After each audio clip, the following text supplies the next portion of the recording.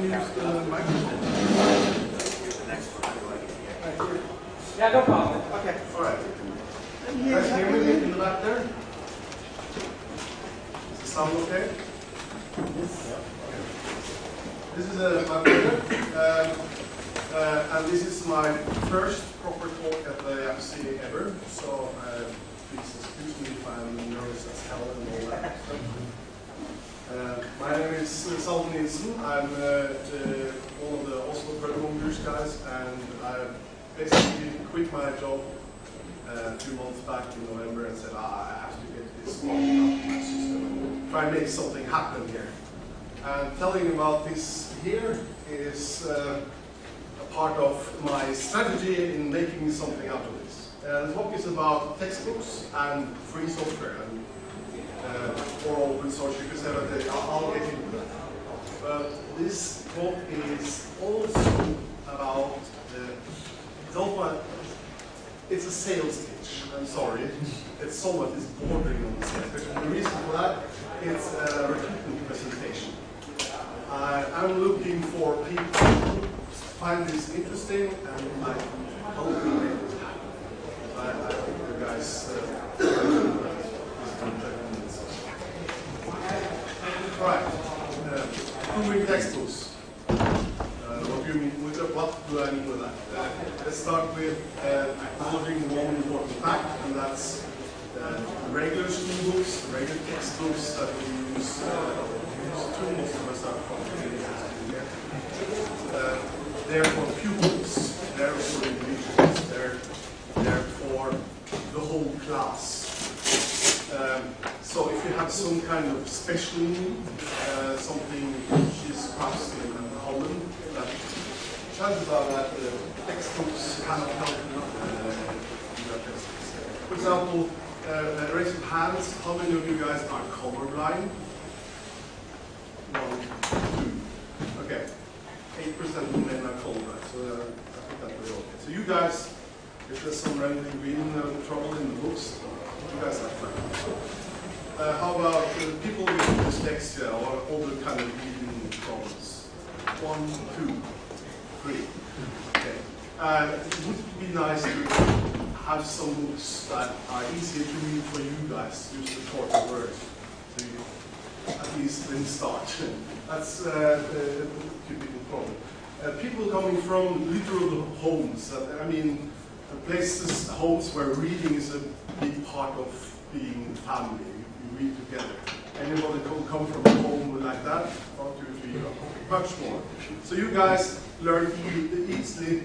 You think it's easy to read quickly when you're early. You're perhaps faster at reading than quite a few of your classmates. And you guys come from a home with distractions, where you had somewhere something else to do. You had to handle some crisis, or your brothers or sisters were annoying all the time. Perhaps it would be nice to have just the content so you can get through it at least and don't fall behind and get demotivated because of that. How about just plain not interesting? This book was boring. Yeah. That's also unique. All these are unique needs, which the regular textbooks today, as they are, they can't help with. So, I'm sorry. You're a part of the homogeneous group called pupils, and as a part of a homogeneous group, you don't have a choice. That's at least what the world is like today. And this obviously sucks. And by the way, this thing here, that's a vacuum cleaner, which actually is called the Pearl. And you don't know, it's called.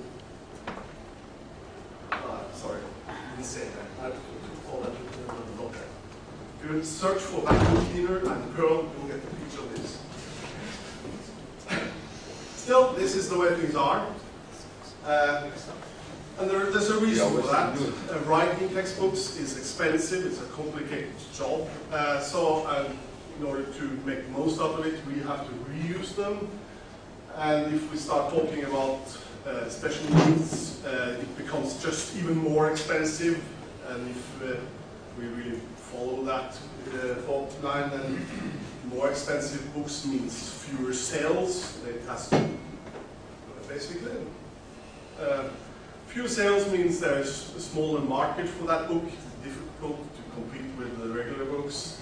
And if you just think a little bit about having a small textbook market, even if it's a better book that can take your stuff into account, then it's bad for several reasons. It's in fact extremely bad. It's horribly bad because everybody should learn to read. Because you read to learn. It's a basic thing you have to know about. And well, we need the homogeneous group as things are right now because of this. Still, it's so bad that it makes piano sad. Which basically means also customizable textbooks make piano sad. This is not very nice. We must make piano happy. Let's try at least. So let's figure out how to make him happy and make customizable textbooks. So we need a plan.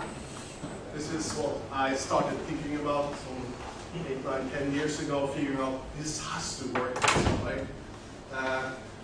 So phase 1, collect underpants or requirements. What do we really mean with this? I'll give you a couple of examples, but in essence it means we have different kinds of requirements and we create aspects for the textbook to address those requirements. One aspect per requirement, and a requirement could be a teaching style that the teacher would like to use in order to tell us stuff, didactic methods, pupils' abilities or physiological concerns or stuff like that. A life situation could be something people might like to address. Available time. There's only so many hours each day, and you have to make use of all of them during the school year. Maybe some teachers have some opinions about how to use the time. Spend more on one chapter and less than on another. Then that's right. Curriculum priorities and laws involved here. And well, actually, a requirement could be anything that makes the reading and learning harder than it should be ideally, actually. And it could even be stuff like story requirements. Now we're turning requirements a little bit on the head.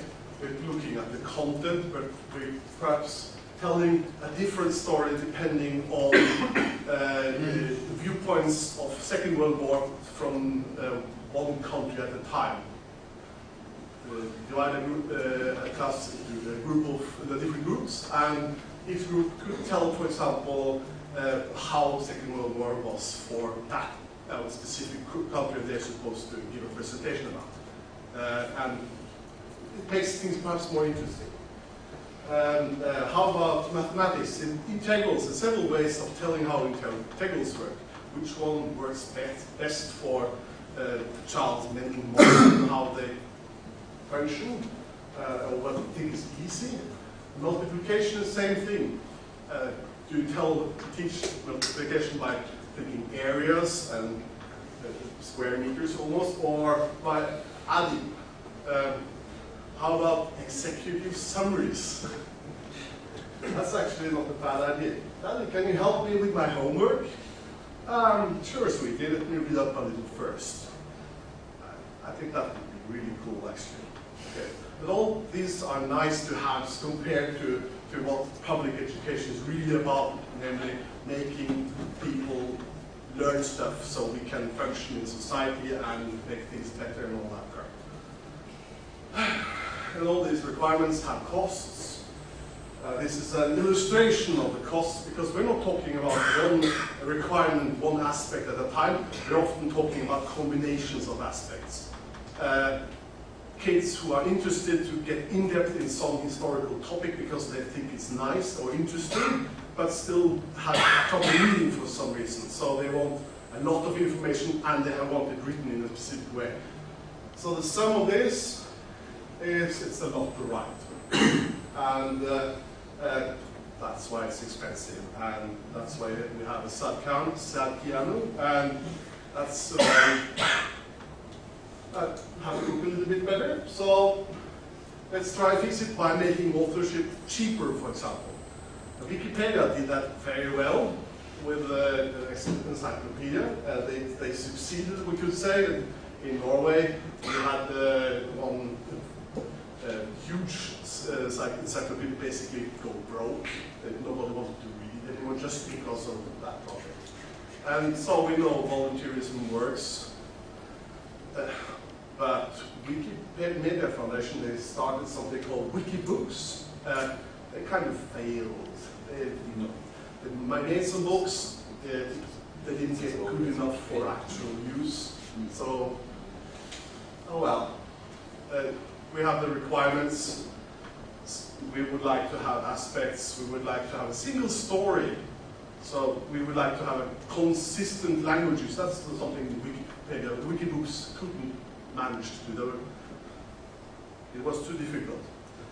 Perhaps we only want to tell what's needed, and we want some quality assurance to make sure that the books are up to snuff.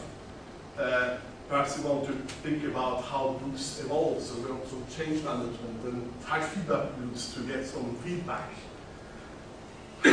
So there's no Wikibooks because there's too many authors and there's technical issues around it.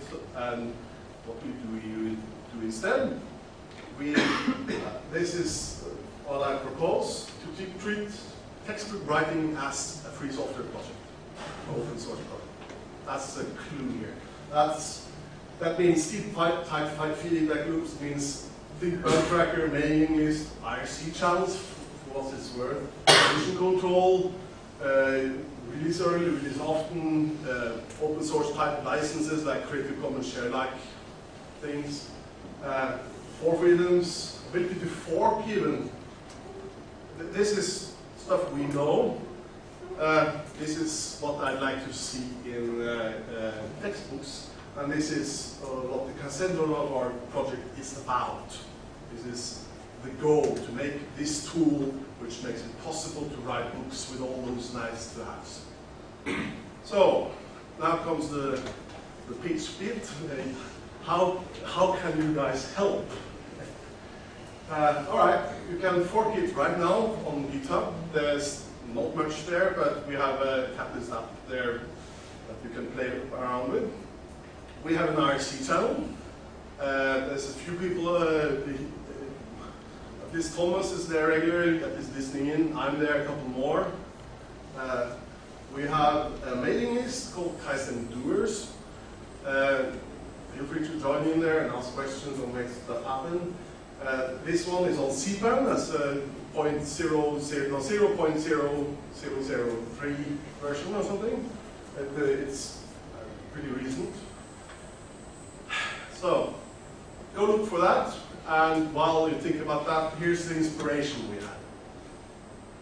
I started with thinking about all kinds of ways of giving feedback, and there are two projects, Step and Cont, which did the text feedback, the user feedback. It's a website for discussing texts. Both are extremely extremely useful, and Step is Free Software Foundation's tool for the GPL version 3 discussion process. You see here, it's basically you have the license, and somebody selected some text and started a comment, and as people add comments to that selection and make a discussion, you get a heat map of where people think there are something going on, issues that need to get